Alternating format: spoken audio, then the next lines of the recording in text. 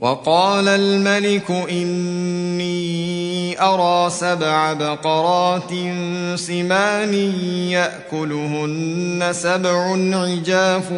و7 سنبلات خضر وأخر يابسات يا أيها الملأ أفتوني في رؤياي إن كنتم للرؤيا تعبرون قالوا أضغاث أحلام وما نحن بتأويل الأحلام بعالمين وقال الذي نجا منهما وادكر بعد أمة أنا أنبئكم بتأويله فأرسلون يوسف أيها الصديق أفتنا في 7 بقرات سمان يأكلهن 7 عجاف و7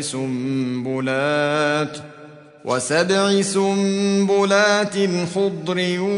وأخر يابسات لعلي أرجع إلى الناس لعلهم يعلمون قال تزرعون 7 سنين دأبا فما حصدتم فذروه في سنبله إلا قليلا مما تأكلون ثم يأتي من بعد ذلك 7 شداد يأكلن ما قدمتم لهن إلا قليلا مما تحصنون ثم يأتي من بعد ذلك عام